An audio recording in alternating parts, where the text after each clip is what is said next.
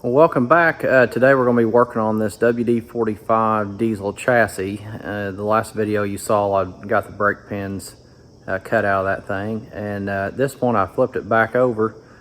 And before I really get started with it, I want to do some power washing and get some of the gunk and junk out of there so that when I split things apart, I don't worry about a bunch of additional grease and stuff getting inside.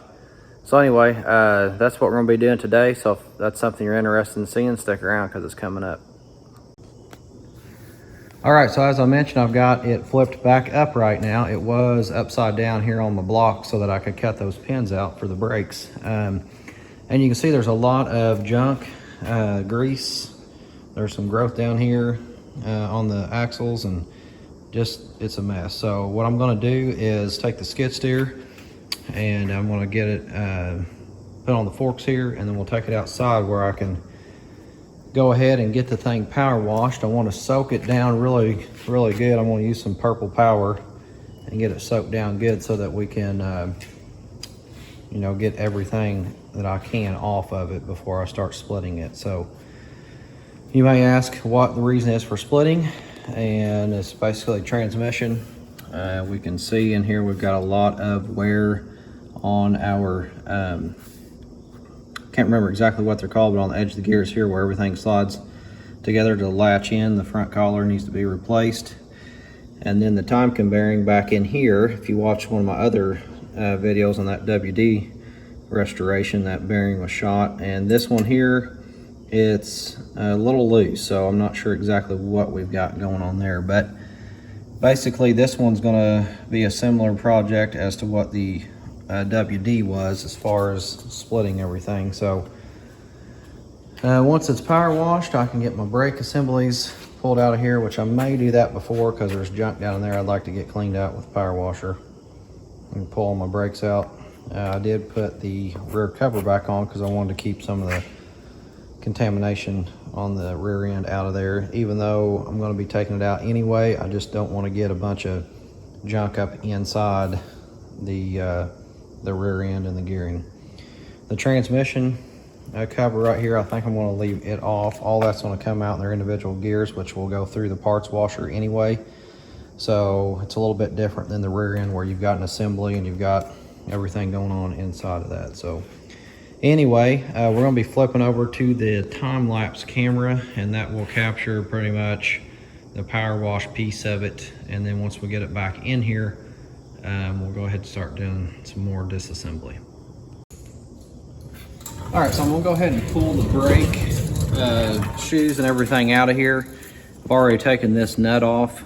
As you saw in that last video, I got the pin out of the bottom, so that's ready to go. I'll go ahead and pull this spring off of the back side here. The front one is actually already gone,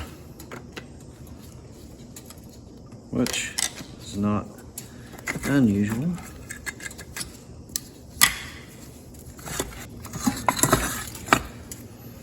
Okay, so I think that this piece right here was getting caught on something.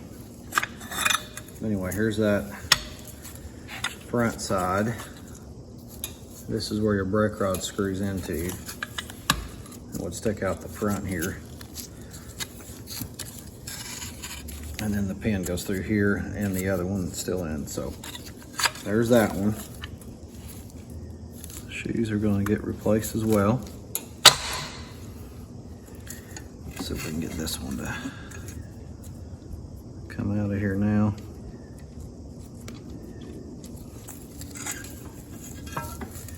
Should be able to. Yep. This is the back one.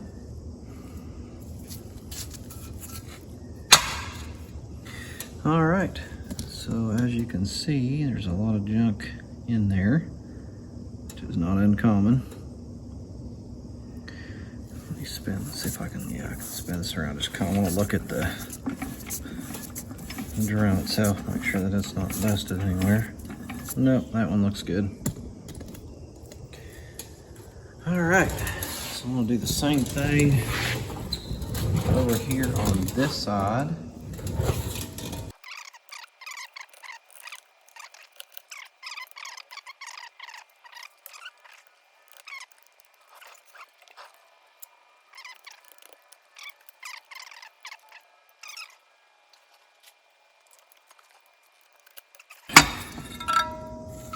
what we got. Yeah, that one was ready for replacement as well.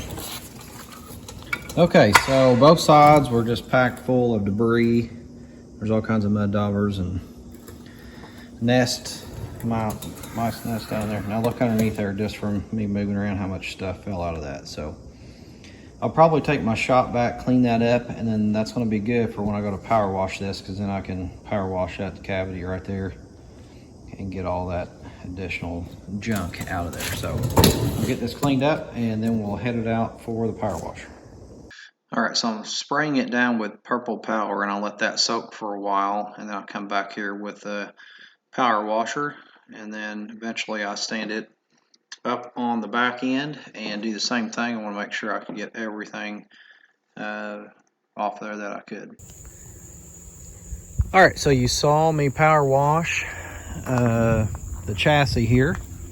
I brought it out with the skid steer. I forgot to get my camera set up to catch that, but I carried it out here with the forks and the skid steer, and we'll just set it down here on blocks. I used some purple power in a pump sprayer is what I end up doing to kind of coat it. And I think I'm going to go ahead and coat it one more time and just let it kind of soak in.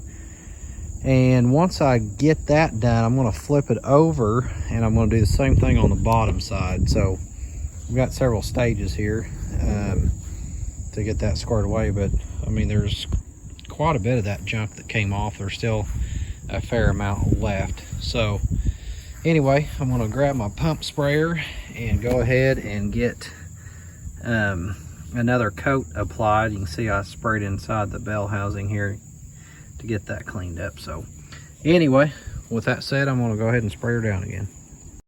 All right, that's going to conclude this video of the brake shoe removal and the power washing on the WD45 diesel.